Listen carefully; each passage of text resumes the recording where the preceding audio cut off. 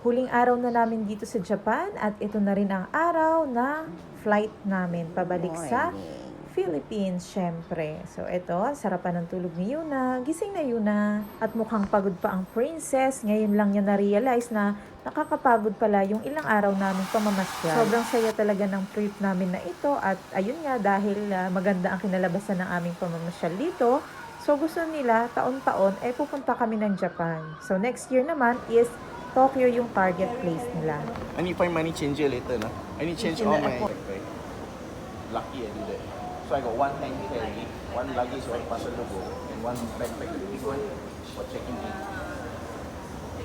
Bye-bye! Yee!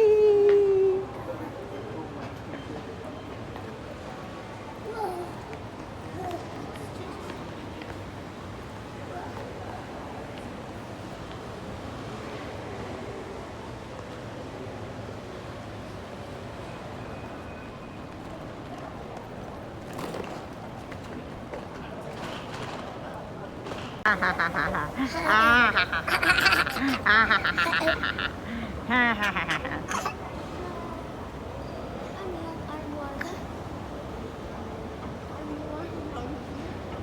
dahil mamaya pa naman yung flight namin, syempre kakain muna kami dahil hindi pa naman kami kumakain ng almusal.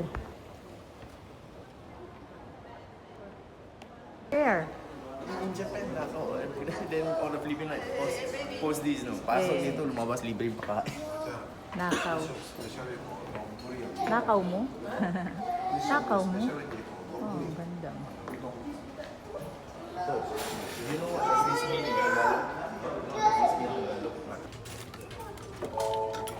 39番、4番、お待たせ口までお越しください。 Last meal. Yeah.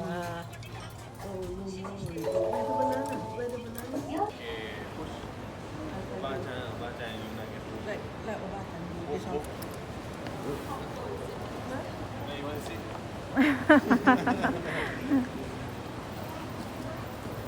You want? You want? I want.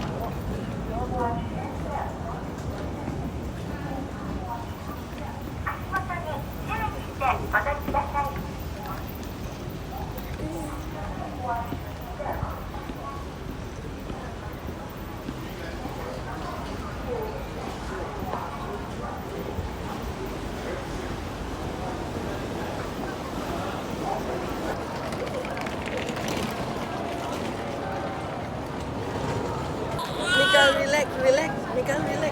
Mika, you going to Philippines? Huh?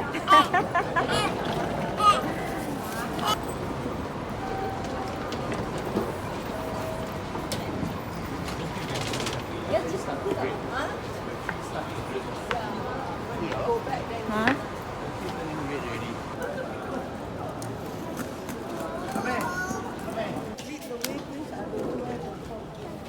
Grabe yung backpack.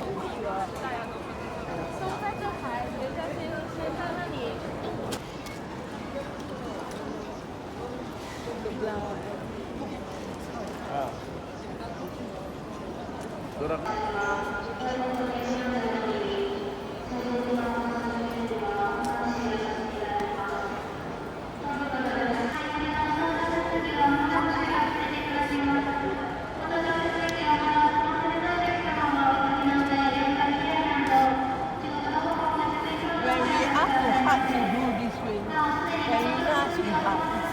Ito na nga, after 10 days, hiwa-hiwalay na naman kami. Sila pabalik ng Singapore, samantalang kami pabalik ng Pilipinas. So kami naman from here to Philippines, 3.5 hour lang naman kami ang biyahe. Samantalang sila ay 6 na oras, aabutin ng 6 or 6.5 hour.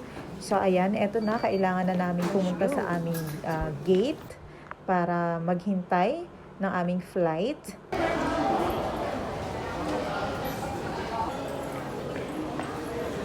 Libre yun. Bango. Smells so good. So good.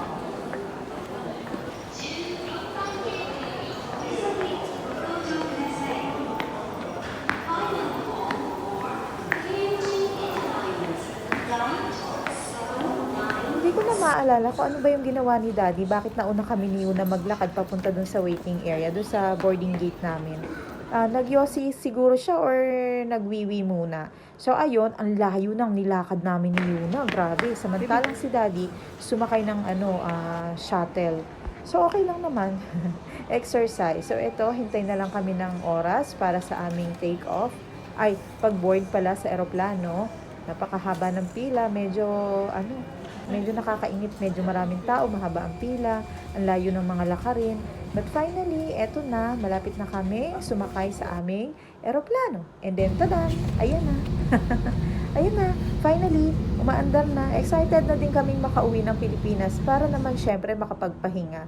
Yung ilang araw na, yung almost 10 days na nandito kami sa Japan, konting-konti lang yung naging pahinga namin. Pero okay lang naman. Kahit nakakapagod, talaga namang worth it naman talaga.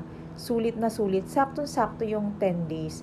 So, ayan, marami pa kaming planong travel together. So, sana naman ay mas malayo pa yung marating namin ni Yuna. Pero dito sa Japan, marami pa kaming gagalugarin dito. Marami pa silang gustong puntahan pala. Ako kasi sabit lang naman ako eh.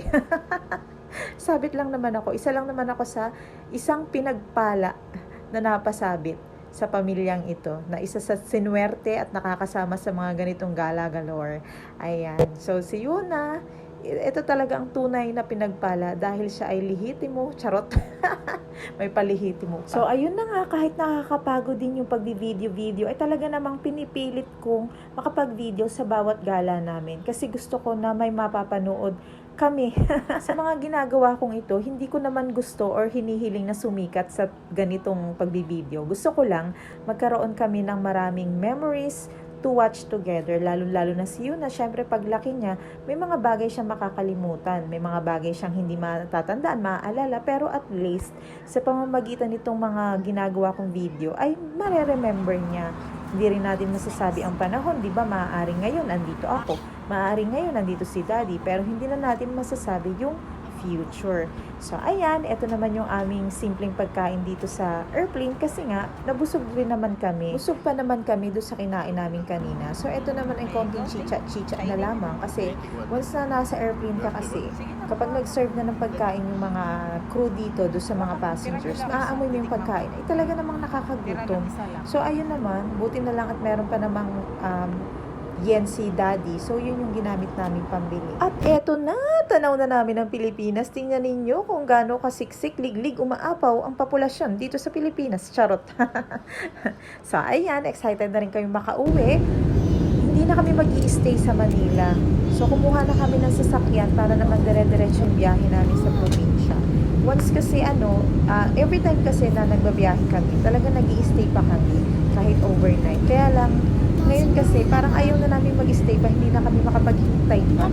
Gusto na namin pagdating namin sa airport, diretso sakay na, diretso uwi na sa probinsya. Para naman, sulitin na yung pagod, isang pagura na lamang. At pagdating naman sa Lopez, sa amin, sa province, sulit naman yung pagpapahinga. At dahil gabi na kami nakarating dito sa Pilipinas, bumili na rin si Daddy ng pagkain na babaunin namin sa sasakyan at doon na namin kakainin. Pero dahil ang tagal doon, Parang nasa Japan lang tayo. Sasakyan, Eating kaya outside. napigilan ang gutom at kumagat-gagat na sila ng kanilang burger. At dahil eto na, pauwi na kami ng Lopez.